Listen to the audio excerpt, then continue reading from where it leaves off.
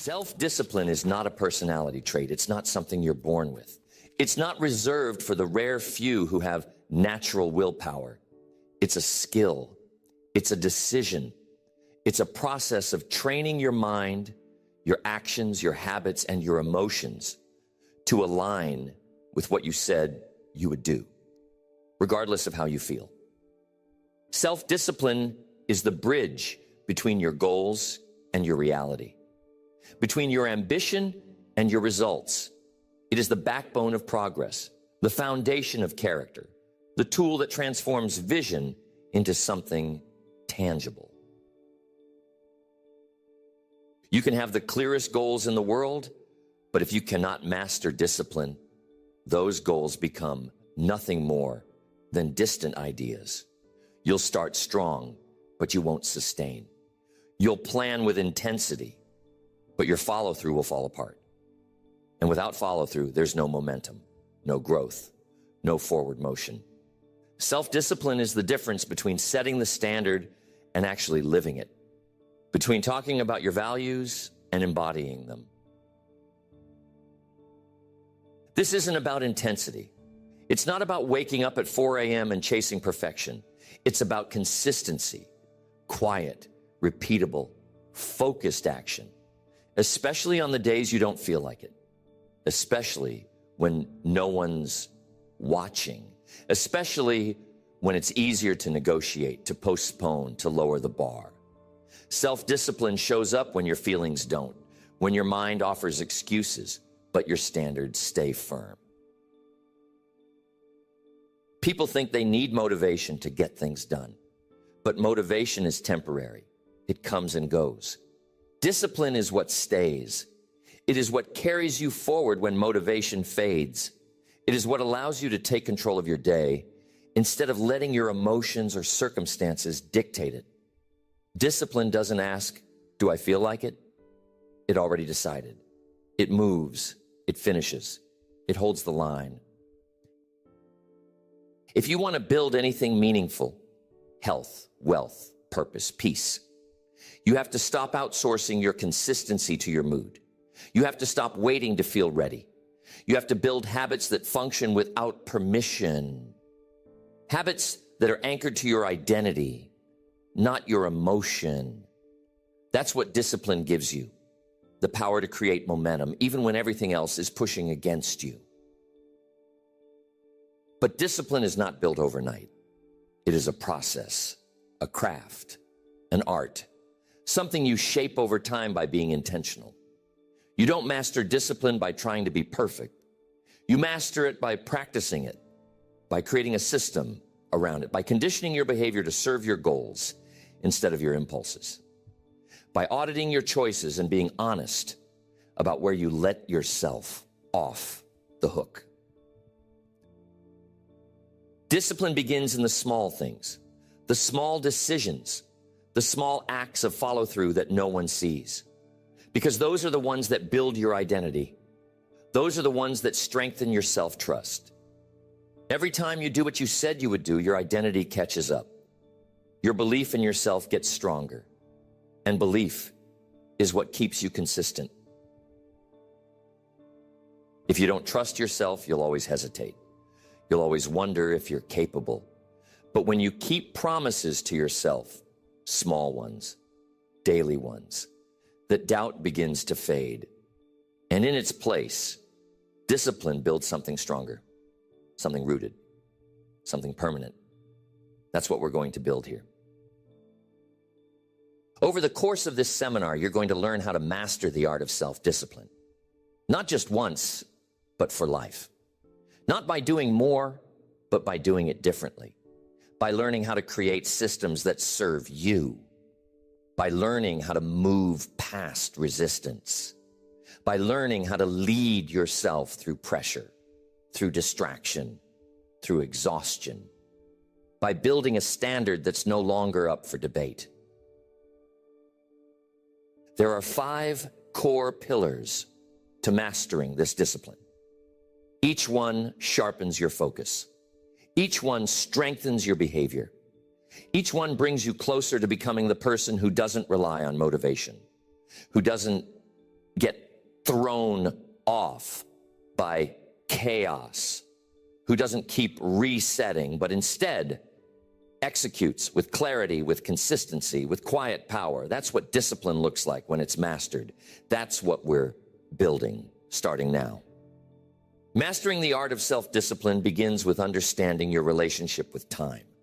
Time is the one resource that cannot be recovered, cannot be recreated, and cannot be replaced. It is the most honest indicator of what matters to you, not what you say matters, but what actually receives your attention, your energy, and your follow-through. People who are disciplined have a completely different relationship with time. They don't waste it. They don't gamble with it. They don't pretend they have more of it than they do. They use it as their greatest strategic advantage. If your schedule is reactive, your life will be reactive. If you let your day be dictated by notifications, distractions, and low-priority tasks, you will always feel busy, but never effective. That is the trap most people live in. They confuse motion with progress. They confuse urgency with importance. They spend their days doing things that don't move them forward, then wonder why they feel stuck. Discipline starts when you stop negotiating with your time, when you stop treating it like it's unlimited, when you stop acting like you can live a high-performance life with low-intensity habits. Time doesn't care about your intentions. It responds only to execution, to what you actually do, not what you planned, what you dreamed, or what you told yourself you'd get around to eventually. The most disciplined people plan their time like their future depends on it, because it does. They don't just set goals. They build calendars. They assign time to what matters. They don't just hope they'll feel ready. They create rituals that lock them in. Mornings that start on purpose. Routines that create rhythm. Anchors that keep them steady even when the day gets unpredictable. One of the biggest shifts in mastering self-discipline is moving from task-based thinking to block-based execution. Task-based thinking says, here's what I need to do. But block-based execution says, here's when I'm doing it. It turns theory into practice. It removes decision fatigue. It eliminates the option to delay. Because the moment something has a time assigned to it, it goes from idea to instruction. The reason most people don't follow through is not because they're weak. It's because they haven't structured their time to match their ambition. They haven't created boundaries. They haven't said no to the things that constantly distract them. And every distraction that gets in becomes a permission slip to drift, to delay, to put off the things that actually matter. Discipline is about saying no to urgency that isn't aligned, saying no to inputs that hijack your clarity, saying no to people who don't respect your schedule because they don't respect their own. Every no you say to the things that don't matter creates space for a deeper yes to what does. That's how you protect your time. That's how you protect your energy. It's not just about time management. It's about time ownership. When you stop blaming the day, the clock, or the chaos, you start leading your time like it's yours to command. And when you lead your time, you start leading your life. You stop waking up in reaction and start moving in rhythm. But this only works if your calendar reflects your character. It's not enough to write things down. You have to execute on them. And if your calendar is full of things that don't build you, don't grow you, don't align with your vision, then your life will reflect that clutter. Every minute you spend out of alignment becomes a cost, a tax, a weight on your potential. So you audit, you get honest. You look at your week and ask, Is this the life I want to live? Does this schedule reflect my values? Am I spending time on what I said matters most? If the answer is no, you don't wait to change everything. You change one thing, one block, one commitment, one habit that aligns you with who you want to be. Because self-discipline isn't about being perfect. It's about being aligned. It's about honoring your word through your time. It's about creating structure that reflects who you are, not who you used to be. And structure is what makes discipline sustainable. It removes the pressure to rely on motivation. It gives your life a rhythm that holds even when your energy doesn't. You don't master discipline by trying harder. You master it by thinking clearer. And when you start with time, everything else follows. Because how you spend your time is how you spend your life. And if you want your life to reflect your highest potential, your calendar needs to look like it.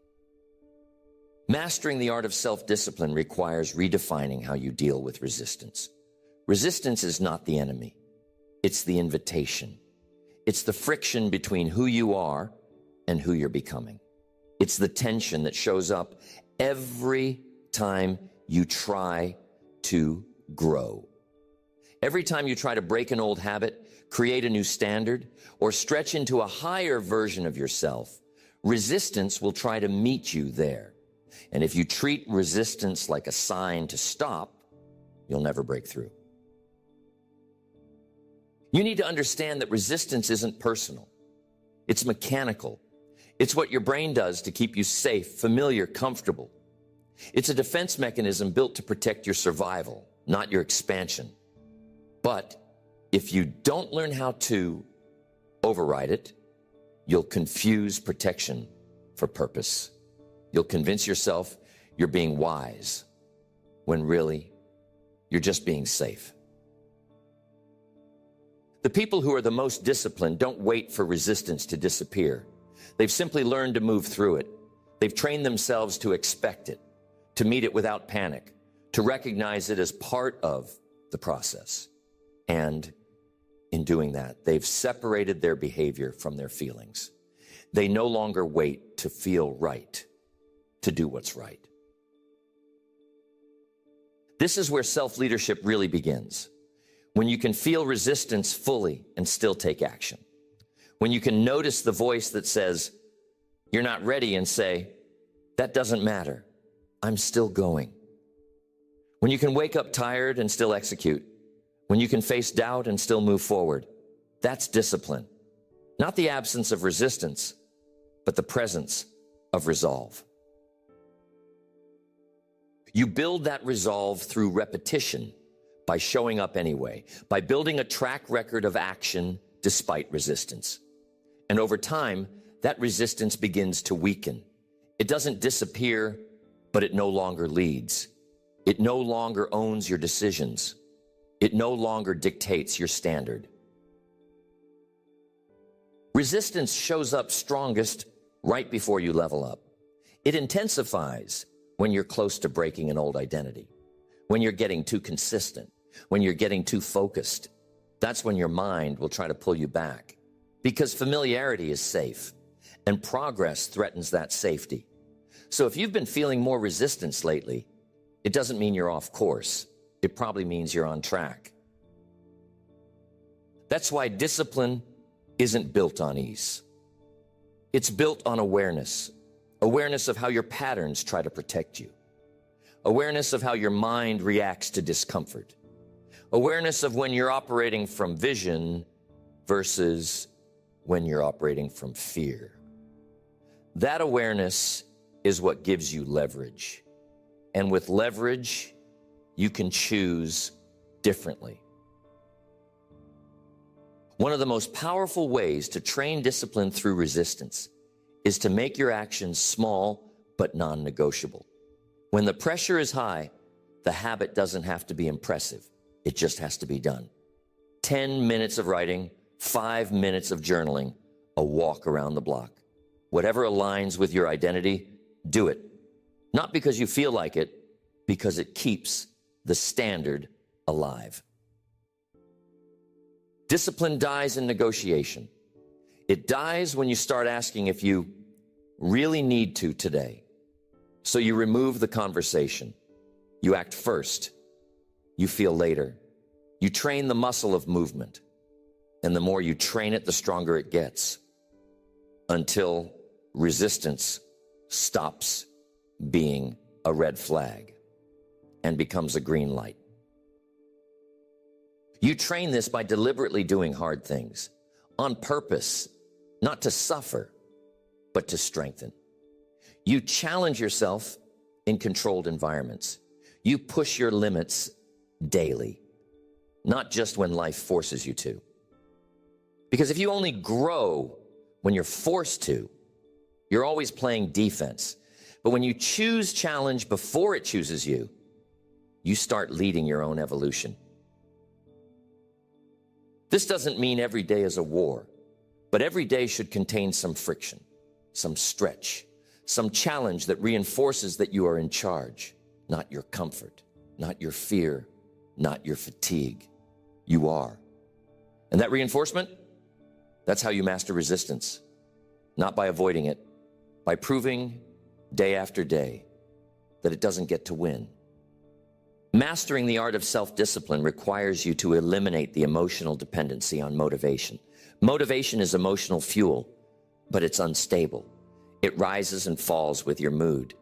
It comes and goes based on how exciting the thing feels or how smooth your day starts. If your behavior is dependent on being motivated, then your consistency will always be fragile. Discipline, on the other hand, isn't based on emotion. It's based on identity and execution. The problem isn't that motivation is bad.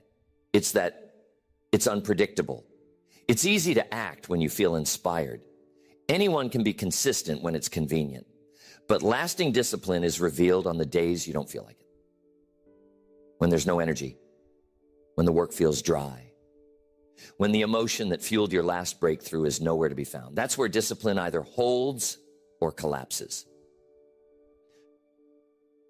Discipline is about leading yourself without needing to feel like a leader in the moment. It's about showing up like it matters, even when your mood says it doesn't.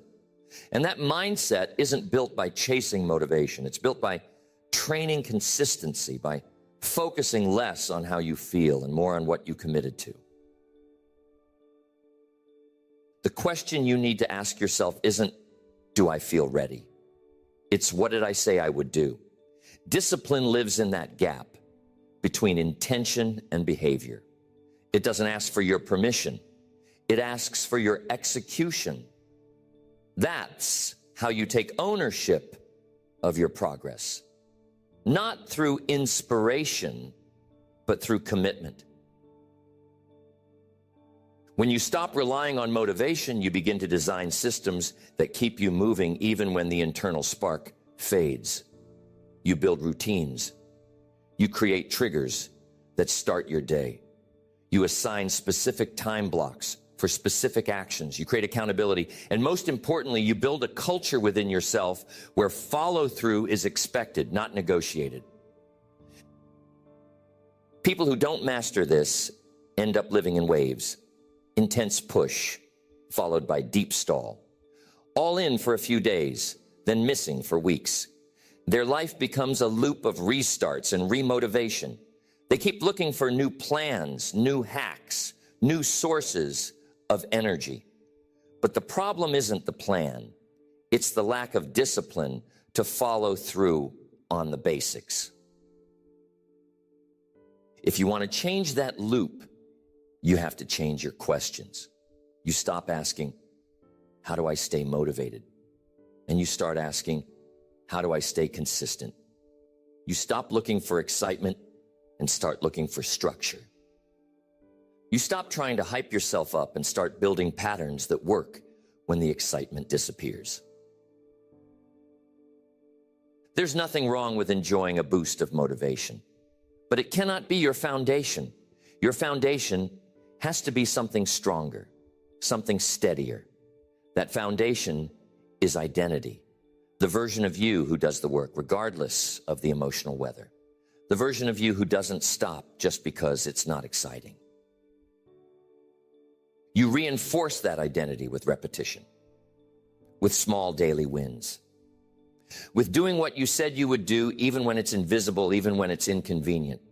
And every time you follow through, your belief grows, not because you feel better, but because you've proven something to yourself. And belief built from behavior is belief that holds. You build that foundation by designing your life to support it. You stop leaving things to chance. You create friction between you and your distractions. You reduce the number of decisions you have to make. You make the path to discipline smooth and the path to distraction hard. That's strategy. That's architecture. That's leadership. When your discipline is rooted in systems and identity, you no longer collapse every time your motivation dips. You have something to fall back on. You've trained your brain that follow-through doesn't require a mood. It just requires alignment with your standard, with your schedule, with your values. This is how you break the loop of inconsistency. You stop treating your emotions like authority. You stop letting excitement determine execution. You stop waiting for motivation to find you, and you build a life that moves even when it doesn't show up. That's where freedom begins. That's where real growth happens. Mastering the art of self-discipline means learning how to lead yourself through discomfort.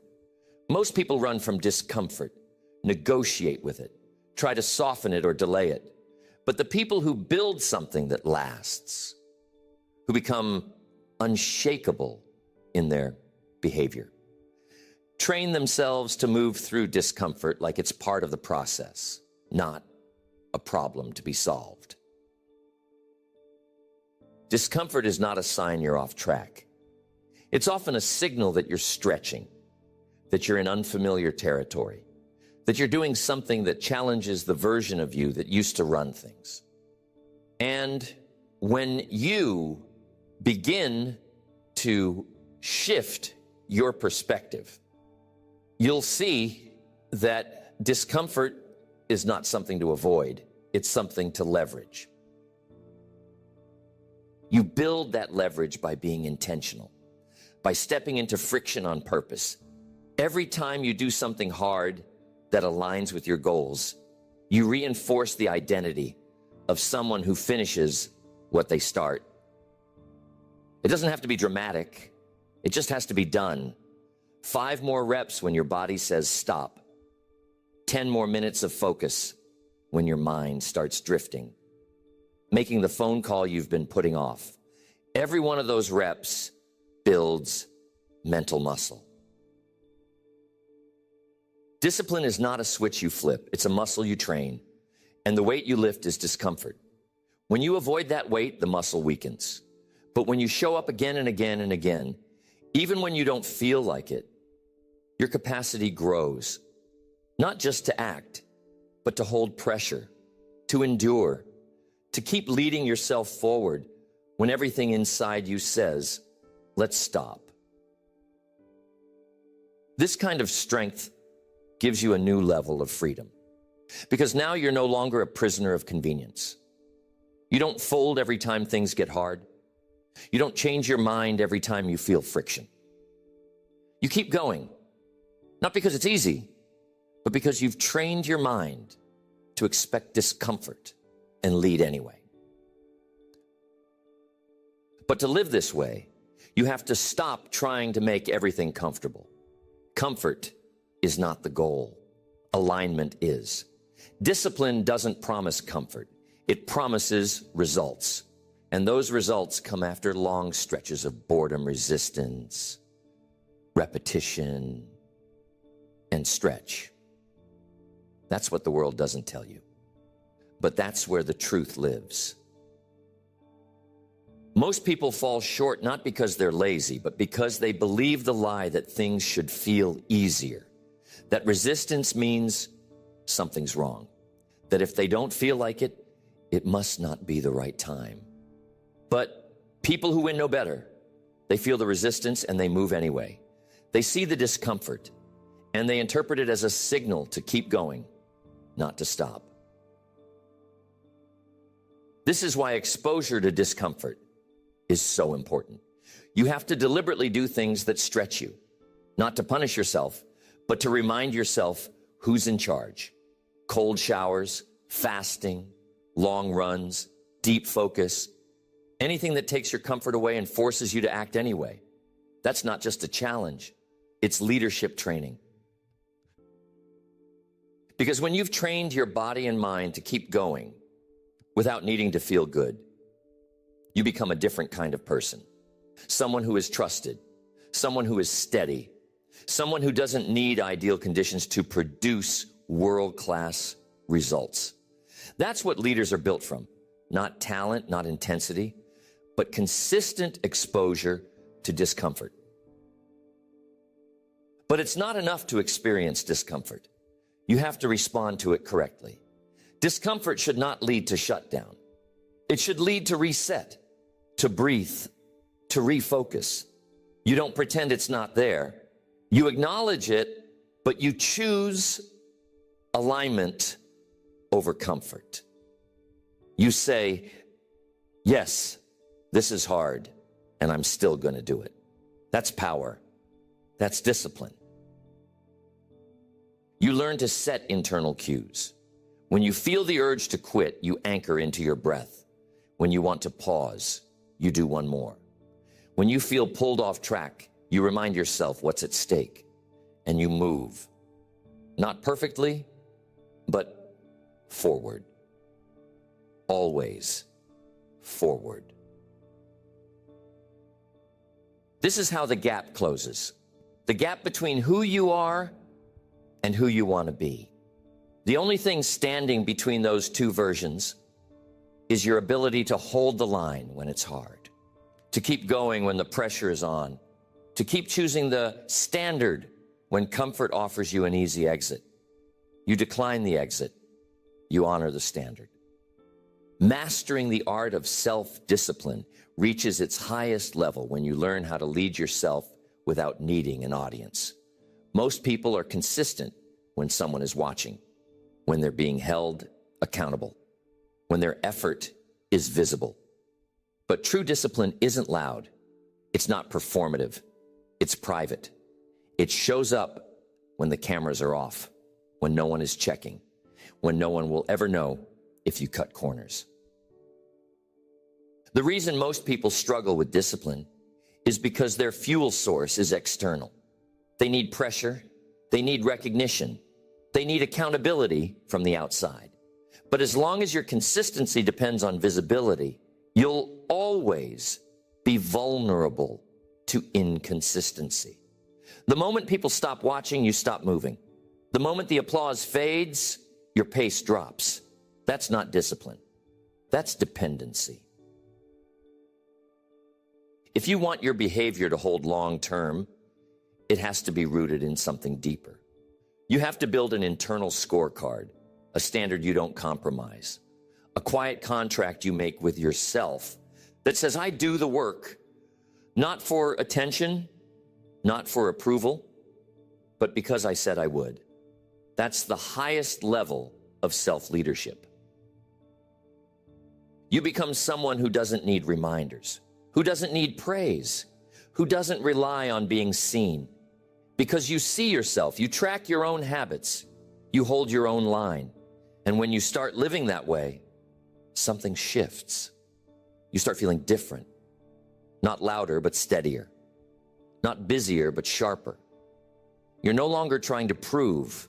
You're simply walking in your truth. The foundation of lasting discipline is self-respect. Every time you follow through on a private commitment, you build trust. And every time you skip it because no one is watching, that trust erodes. You don't lose it all at once.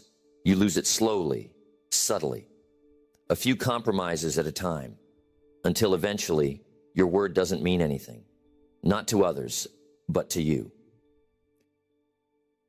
That erosion is what leads to doubt. Not because you're incapable, but because you stop being consistent with yourself. And the only way to rebuild that belief is to start showing up when no one's clapping, when it doesn't feel urgent, when it doesn't feel glamorous. You show up anyway. You do the work anyway. That's the version of you that becomes unshakable. The one who leads from standard, not spotlight. The one who builds quietly, consistently, relentlessly. And when people finally notice, you're already 10 miles down the road because you didn't wait to be seen. You were too busy becoming. This approach doesn't mean you isolate. It means you lead. You can still have community, still have mentors, still have support, but your behavior isn't tied to it. It's supported by it, not fueled by it. You don't collapse when the support fades because your habits don't depend on it. That's maturity. That's freedom. You don't build that level of self-discipline overnight. You build it through quiet reps, through honoring commitments that no one knows about, through training your nervous system to follow the plan, even when the payoff is months away, through remembering that the goal is not to impress, it's to improve. You develop self-accountability rituals, end-of-day check-ins, weekly reflections, a scoreboard you actually care about, not one built on likes or praise, but one rooted in questions like, did I follow through today?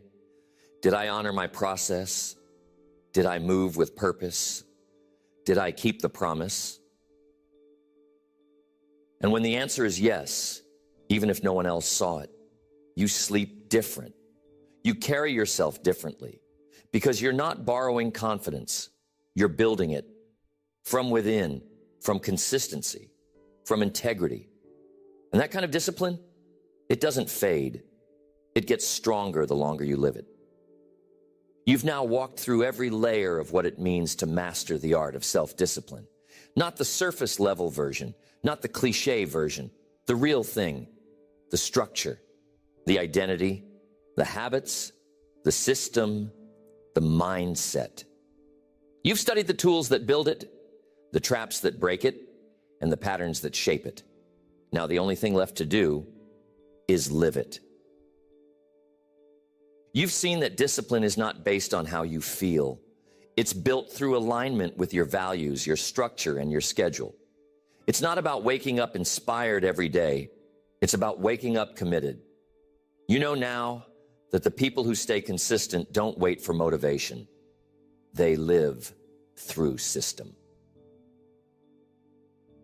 You've studied how to respond to resistance, not to avoid it, not to fear it, but to recognize it as a sign of growth, to feel it fully and act anyway.